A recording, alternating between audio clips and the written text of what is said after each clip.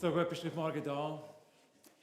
Und wir wollen miteinander heute in ein Thema hineingehen und von der Jüngerschaft oder wie man vielleicht moderner kann sagen, von der Nachfolge Jesu. In der Vorbereitung bin ich erinnert worden an einen Film, den ich mal gesehen habe. Da hat ein Coach eine junge Mannschaft von Teenagern, von Menschen, die vielleicht wie keinen Platz gefunden haben in der Gesellschaft und so weiter, zusammengenommen und gesagt, wir machen eine Footballmannschaft. Sind ihr dabei? Ja, gut. Als erstes, ich brauche einen Quarterback. Keiner hat aufgehebt. Plötzlich einer, ich mache den Quarterback.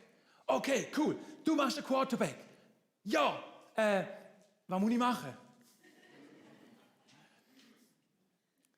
Und vielleicht geht es dir auch so, wenn du an Jüngerschaft denkst oder das Wort schon gehört hast oder Nachfolge Jesu. Ja, ich bin dabei. Was muss ich machen? Was passiert jetzt? Ich habe mich entschieden für Jesus. Was mache ich als nächstes? Der Rettung ist klar, Jüngerschaft, was kommt jetzt? Nach einem Schritt für Jesus, in die Nachfolge Jesus, was mache ich mit dem, was ich jetzt da gemacht habe? Und im Lukas 9, 57 heißt, es geschah aber, als sie auf dem Weg dahin zogen, sprach einer zu Jesus, ich will dir nachfolgen, wohin du auch gehst, Herr. Und wir würden sagen, Halleluja, komm mit.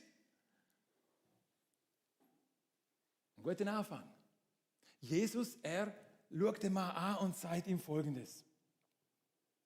Die Füchse haben Höhlen und die Vögel des Himmels Nester. Aber der Sohn des Menschen hat nichts, wo er sein Haupt hinlegen kann.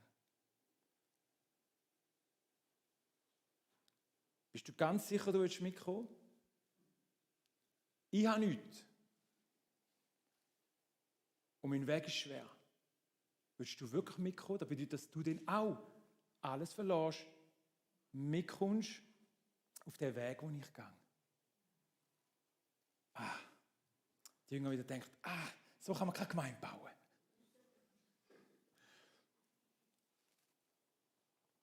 Vielleicht bist du da heute Morgen und du machst dir Gedanken darüber, Jesus nachzufolgen.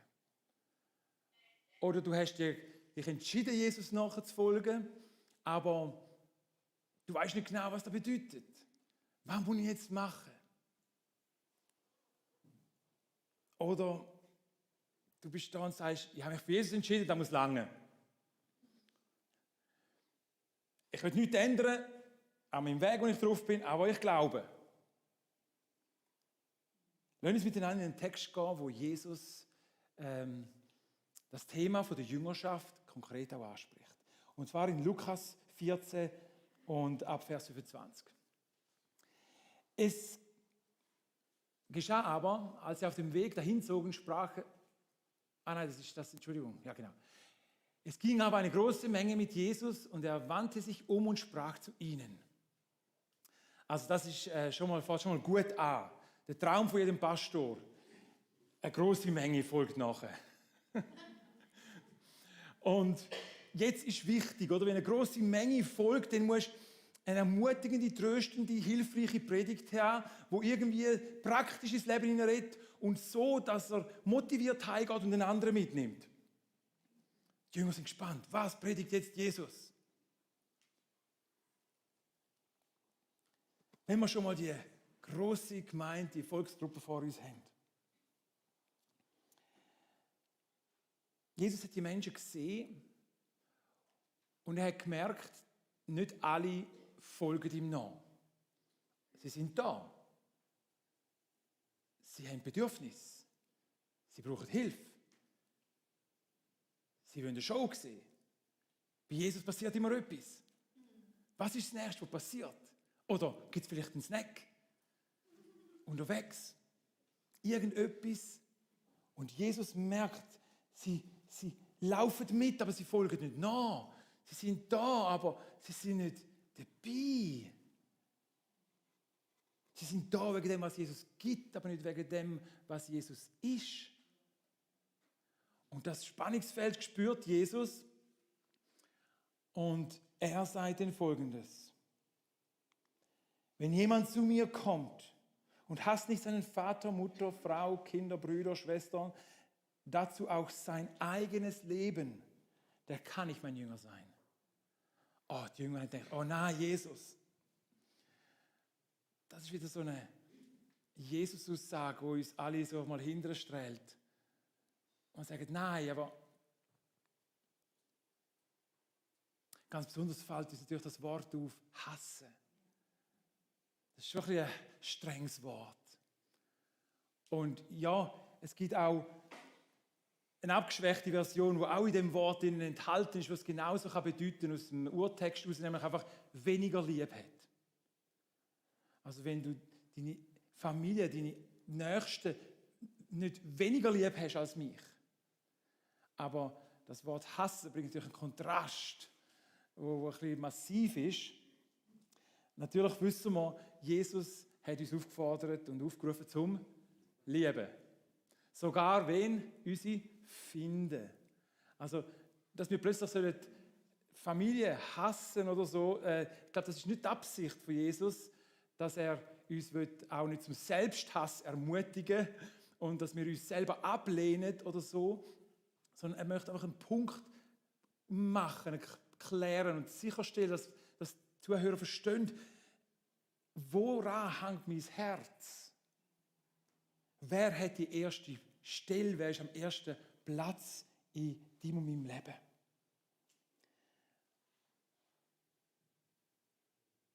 Es ist keine Aufforderung, irgendjemanden zu verlassen, sondern es geht darum, eine Entscheidung zu treffen, wer kommt zuerst. Wer ist das Wichtigste in meinem Leben? Ich hatte einst mit jemandem einen Austausch und die Person hat dann gesagt, ich habe Zweifel an Gott. Okay? Ja, wenn ich sehe, was im Leben von meinem Sohn passiert, dann zweifle ich an Gott und seiner Güte. Und ich habe ein bisschen das Leben von dem Sohn kennt und habe dann zu dieser Person gesagt, aber anstatt an Gott zu zweifeln, wie wäre es, wenn du an deinem Sohn würdest zweifeln?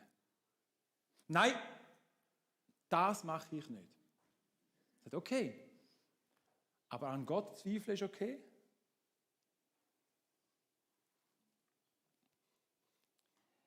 Ein Jünger ist bereit, seine Beziehung zu Jesus über die Beziehung der Menschen zu setzen. Jesus zuerst. Egal was kommt.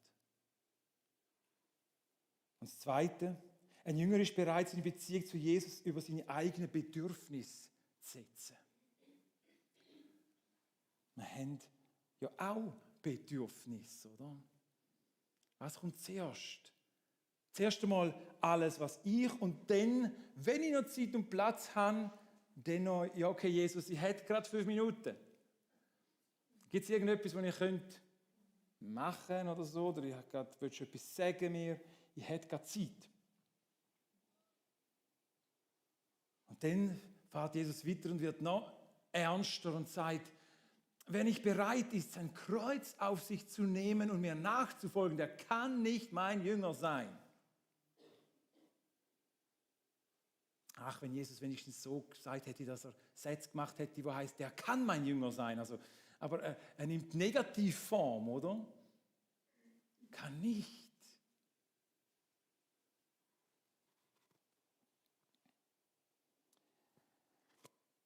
Die Herausforderungen, die Jesus da stellt, scheinen uns vielleicht manchmal fast ein bisschen fremd zu sein. Wir, die im Wellnessviertel von dieser Welt leben, wo es uns gut geht, wo wir Freiheiten haben, aber es gibt Orte auf dieser Welt, wo diese Verse ganz praktisch werden. Und ich denke, bei uns dürfen es auch praktisch werden, auch wenn sie vielleicht einen anderen Ansatz haben. Oh ja, das Kreuz auf sich nehmen. Ja, meine Familie ist ein Kreuz. Mein Partner, meine Partnerin, ja, Herr, du hast mir ein schönes Kreuz aufgelegt. Nein. Das ist nicht das, was gemeint ist. Oh, ich trage ein Kreuz als Schmuck. Ich trage das Kreuz den ganzen Tag. Ich trage das Kreuz auf meinem T-Shirt. Auch das ist nicht gemeint. Zur damaligen Zeit, wenn Jesus das so gesagt hat, haben die Jünger gewusst und Menschen gewusst, was das bedeutet. Das ist das Folterinstrument der Römer. Und wer sein Kreuz trägt, ist auf dem Weg zur Hinrichtung. Der ist auf dem Weg zu sterben. Und wo ist Jesus auf dem Weg zum Sterben? Jesus ist auf dem Weg zum Kreuz. Er hat das Kreuz bereits getragen. Nicht visuell. Er hat immer wieder davon geredet. Er hat gewusst, für wann er da ist. Dazu bin ich gekommen. Das ist mein Weg. Und jeder, der mitkommt,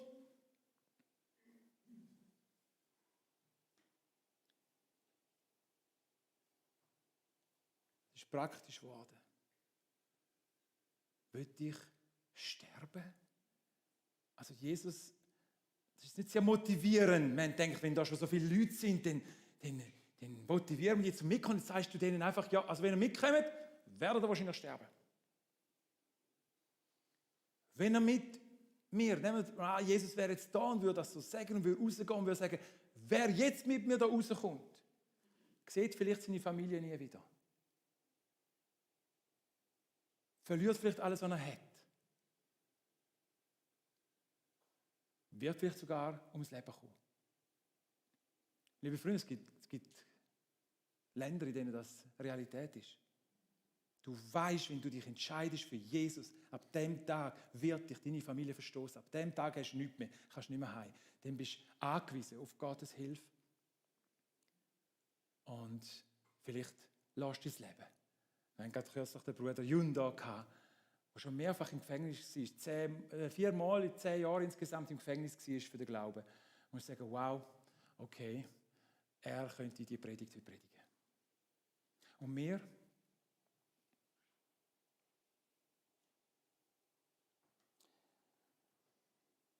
Ein Jünger ist bereit, Opfer zu bringen. Und ein Jünger ist bereit, an Jesus' Seite zu bleiben. Opfer bringen. Welches Opfer könnte man bringen? Was kostet dich etwas? Oder? Was kostet uns? Und jetzt geht es nicht darum, dass wir das weggeben, sondern in der Situation, in die Jesus uns hineinführt, wird uns Dinge kosten. Und die Frage ist, ob wir denn bereit sind, das zu zahlen. Ja, wir haben ganz viel Verheißung, auch ein Preis mit dem kommt, oder? Und das ist immer gut, der Preis ist beim Herrn immer grösser als die Kosten. Aber im Moment sehen wir ja dann nur Kosten, was es uns abverlangt. Und wir sind da drin herausgefordert. Ich werde nachher noch ein bisschen praktisch, aber ich möchte doch mal kurz noch durch den Text gehen. Und ich weiss, vielleicht ist jemand da und sagt, nein, das will ich nicht, wo ist die Tür? Und ein anderer sagt vielleicht, ich kann nicht mehr. Und der andere sagt und denkt, wann gibt es Kaffee? Ich hoffe, du hast nicht abgehängt. Du wartest nicht auf später. Sondern Jesus möchte dein Herz wirklich ansprechen heute Morgen. Er geht nämlich weiter, er geht noch tiefer, die Predigt ist noch nicht vorbei. Und er sagt, denn wer ist unter euch, der einen Turm bauen will und setzt sich nicht zuvor hin und überschlägt die Kosten, ob er genug habe, um es zu Ende zu führen, damit nicht, wenn er den Grund gelegt hat und kann es nicht zu Ende bringen. Alle, die es sehen, anfangen über ihn zu spotten und sagen, dieser Mensch hat angefangen zu bauen und kann es nicht zu Ende bringen. Denn, oder welcher König zieht aus, um mit einem anderen König Krieg zu führen und setzt sich nicht zuvor hin und hält Rat, ob er mit 10.000 dem begegnen kann, der über ihn kommt mit 20.000? Wenn nicht, so schickt er eine Gesandtschaft, solange jener noch fern ist und bittet um Frieden. Also Jesus nimmt 2 Bilder, die wir vielleicht jetzt nicht so kennen. Kein von uns kann vorher einen Turm bauen, aber irgendetwas bauen wir immer. Und vielleicht haben wir jetzt auch nicht gerade einen Krieg in nächster Nähe oder vielleicht doch auch in deinem Leben, in deiner nächsten Umgebung, er nimmt Bilder und sie kennen und er sagt, okay, ist doch logisch, wenn du etwas angehst, musst du zuerst mal durchdenken. Nur die Dummen laufen einfach los und überlegen nicht, wenn sie eine wichtige Entscheidung treffen. Kurz durchdenken, kann ich das? Wohin führt das? Bringe ich das zu Ende? Habe ich Kraft dazu, den Weg zu gehen? Und dann, nachdem er das so gesagt hat, okay, das macht man normalerweise. Man überschlägt die Kosten, man schaut, was sind die Konsequenzen von diesem Weg. Und das ist jetzt allen klar, okay, ja stimmt, man sollte sich schon Gedanken machen. Und jetzt kommt Jesus nochmal zurück auf das von vorher, tut den Jobbeschreib für einen Jünger nochmal definieren, damit man weiß, auf was man sich einlädt, ob man das will und kann. Und sagt, so auch jeder unter euch. Schon mal eine Einladung. An jeden. Jeden ist eingeladen. Wer sich nicht lossagt von allem, was er hat, der kann nicht mein Jünger sein. Oh nein, komm. Aber so kann man jetzt wirklich nicht Gemeinde bauen. So kann man doch keine Erweckung herbeiführen, wenn die Leute gerade am Anfang so herausfordern ist. Das machen wir da in der Gemeinde nicht. Und Jesus macht das, aber wir, nein. Sind ganz lieb und sanft und zärtlich. Ja, nicht zu fest herausfordern. Jesus, bam. Seine Jünger, dort ist er noch weitergegangen. Das ist natürlich der enge Kreis, der sich bereits schon für diesen Schritt entschieden hat und gesagt hat, irgendwie die Leuen und die Löwen. Was sie am Herat da haben, habe ich gar nicht gesagt. Wie die Schäfe unter die Leuen. Wie die Schäfli unter die Leuen, genau. Ihr werdet eures Leben lassen für mich.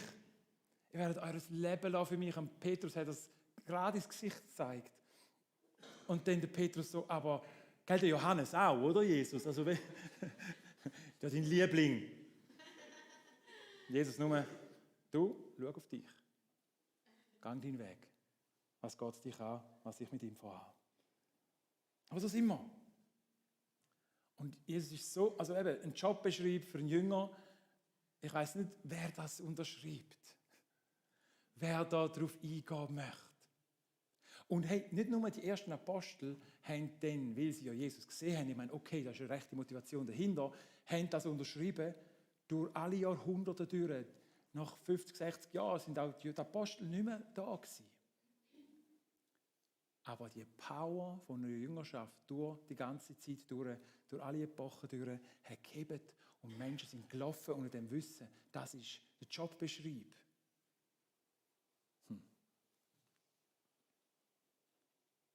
Alles loslassen.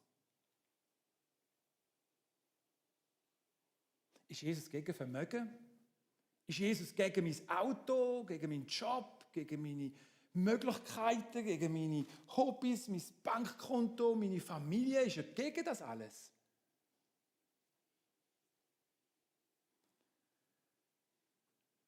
Ich glaube, das Einzige, was er dagegen hat, ist, dass überall das Wort «mies» vorne dran steht.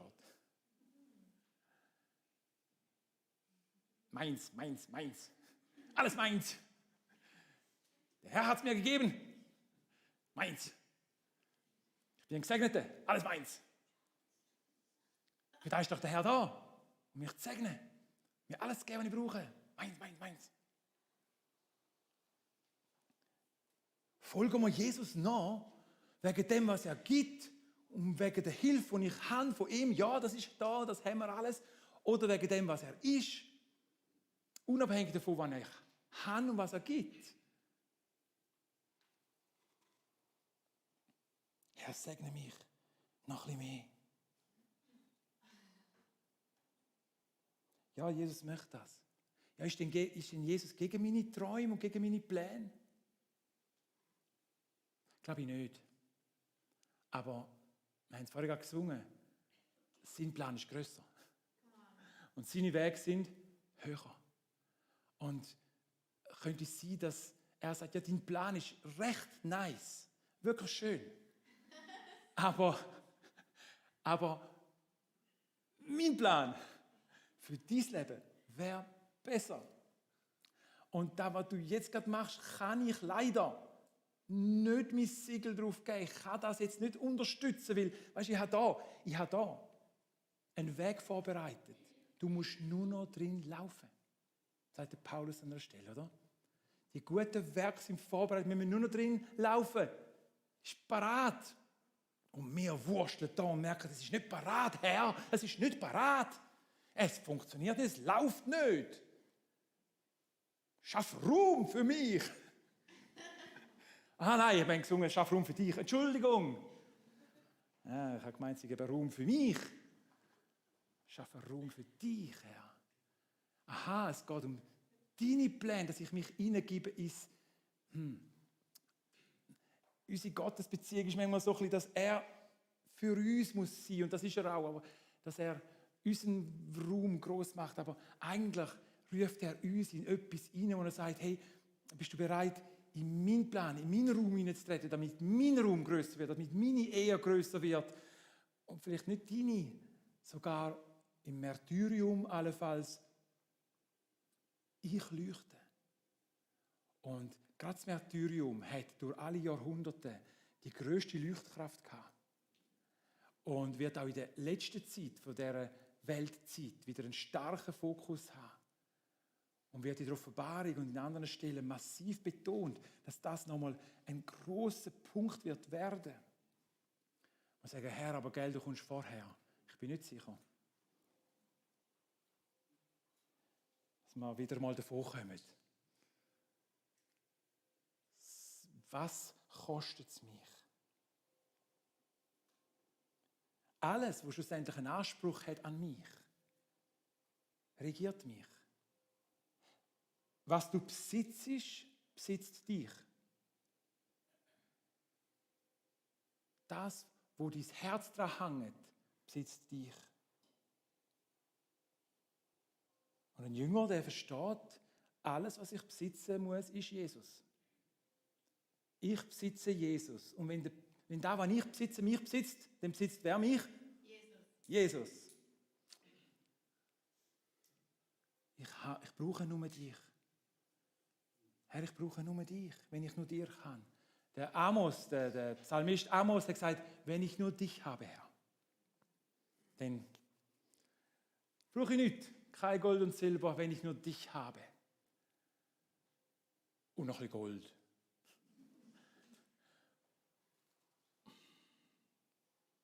Ach, Jesus ist noch nicht fertig.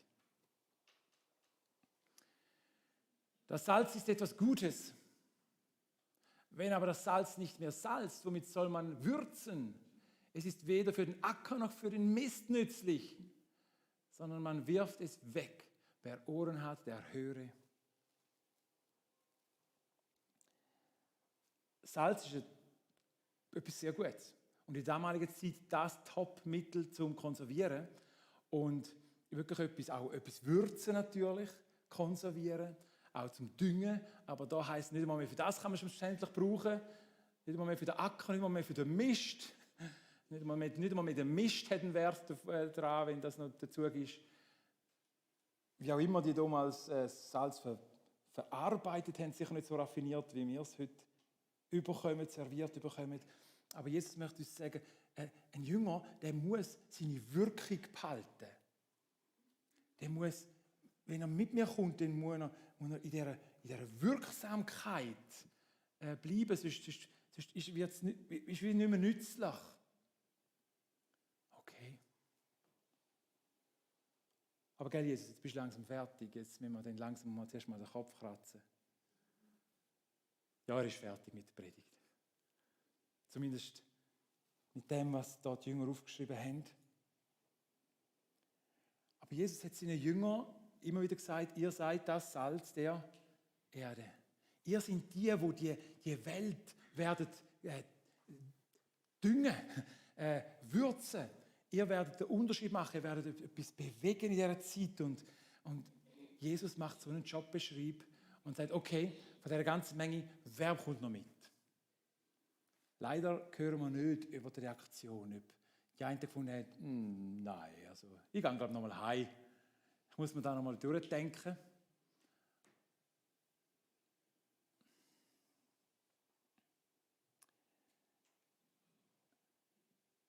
Dürfen wir solche Texte heute noch predigen? Dürfen wir über solche Texte noch nachdenken? Ich habe manchmal so Bedenken.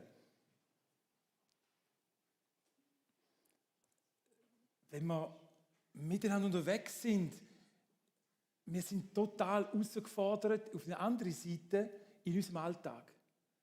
Wir sind so etwas von eingedeckt mit Möglichkeiten, dass wir auch irgendwo herausgefordert sind, so Texte, wo ich manchmal höre und spüre, du, weißt, im Moment habe ich gar keine Zeit. Weißt, ich muss zuerst mich konzentrieren auf dies und das. Oder, sorry, vielleicht später. Oder im Moment habe ich einfach keine Kapazität.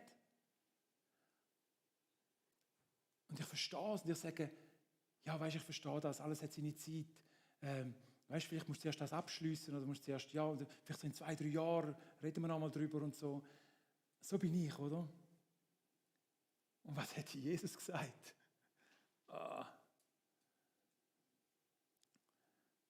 Wir sind zueinander saugnädig. Jesus ist die Gnade. Und redet so.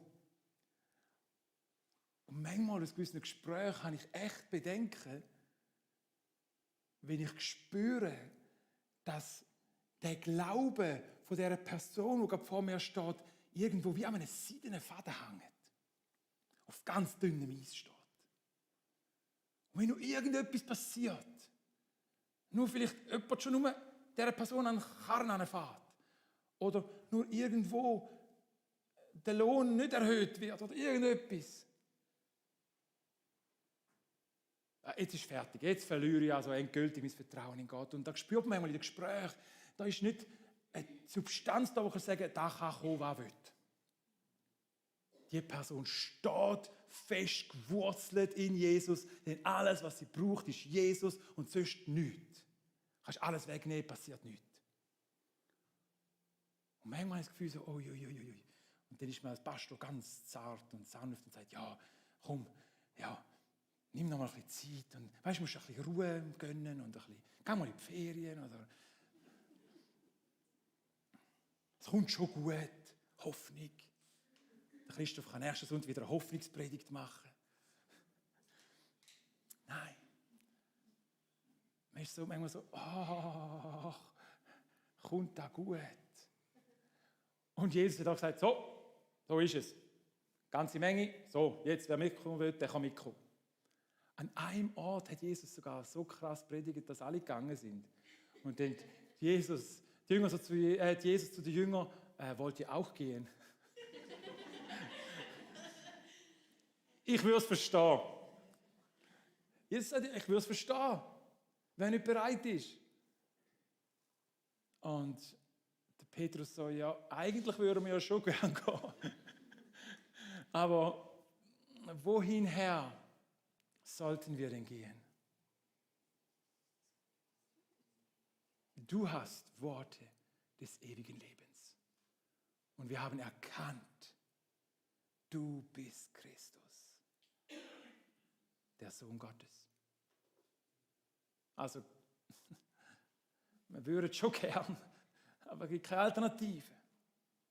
Wir bleiben bei dir, Jesus, bis in den Tod. Und sie haben es durchgezogen.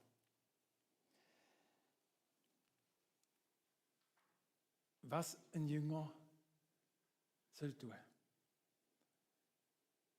Wenn er sich bereit erklärt, okay Jesus, all in, ich gehe den Weg mit dir und ich bin bereit, du musst nicht alles jetzt auf die Seite legen, aber allenfalls kostet es dich, wenn du den Weg gehst, dass du alles auf die Seite legen musst. Es geht nicht darum, dass wir einfach alle pauschal das machen, sondern dass, wenn der Herr dich führt, du dann bereit bist, den Weg auch zu gehen, das Ende zu gehen, den Schluss, das Finale zu laufen, nicht aufzugehen unterwegs. Und 4 praktische Schritte, wie du wirklich kannst, auch in deiner Nachfolge wachsen, ist das, was wir als Gemeinde wirklich auch pflegen und motivieren und inspirieren möchten. Und das ist das. Wachs in deiner Liebe zu Jesus. In deiner Gottesbeziehung. Das kannst du nicht dem Zufall überlassen. Sondern geh in die Tiefe, nimm dir Zeit, stell dir sie, raub sie an einem anderen Ort. Gib alles rein, dass die Beziehung zum Vater im Himmel tiefer wird. Und dann das nächste, wachse in deiner Liebe zur Gemeinde. Du brauchst Menschen, die mit dir unterwegs sind, die Gemeinschaft hast, die dich motivieren und unterstützen, weil zusammen einen Marathon laufen ist viel cooler als allein.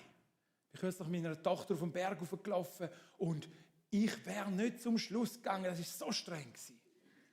Aber sie hat mich motiviert. Weißt du, Papi, ich mache es immer so einen Schritt nach dem anderen. Ich so, ja, ich weiß. Und Papi, nicht raufschauen. Nicht raufschauen, das ist nicht motivierend. Es ist noch ein Stückchen. Aber sie hat auch mich gebraucht. Als Stützen, als Stärkung, als jemand, der weiss, wo man durchgeht und Sicherheit gibt auf diesem Weg. Also haben wir einander beide gebraucht. Und die junge Generation braucht die ältere Generation, die ältere Generation braucht die junge Generation. Und so stärken wir einander auf dem Weg. Das ist mega wichtig. Und dann in der Liebe zum Auftrag wachsen. Zu dem, wo Gott uns aufgefordert hat. Jesus sagt, geht hin und macht zu Jünger alle Völker. Okay, die Jünger so, okay, wir müssen noch mehr von denen machen, wie wir sind. Ja.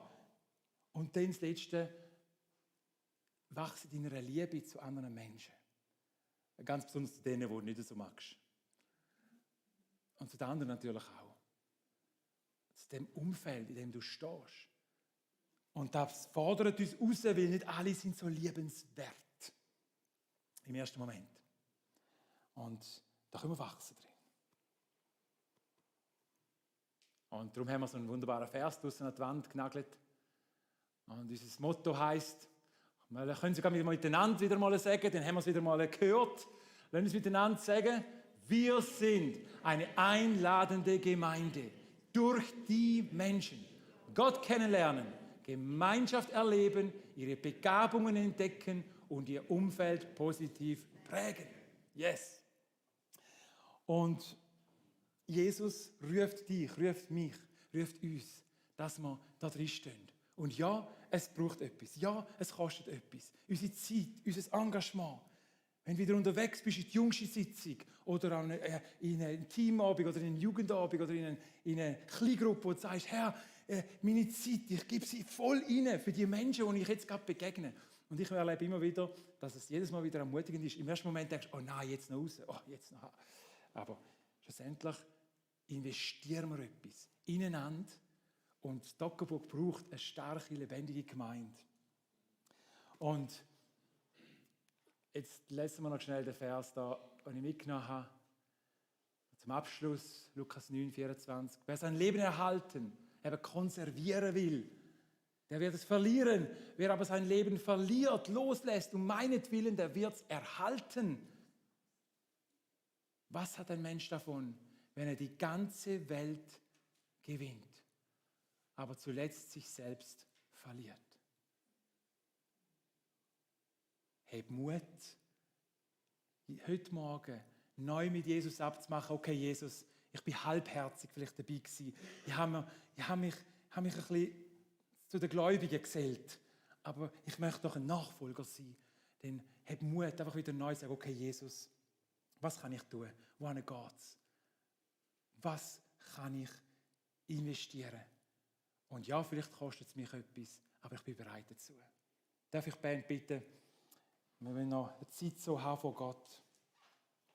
Und ich weiss eins, Gott ruft dich. Er ruft mich. Weil die Zeit, die vor uns liegt, wird nicht einfacher und es braucht Entschiedenheit. Dass es nicht fragil ist, nicht zerbrechlich ist, sondern fest wird. In einer zerbrechlichen Zeit, in einer zerbrechlichen Welt. Unser Glaube steht fest. Jesus ist ein Fels. Amen.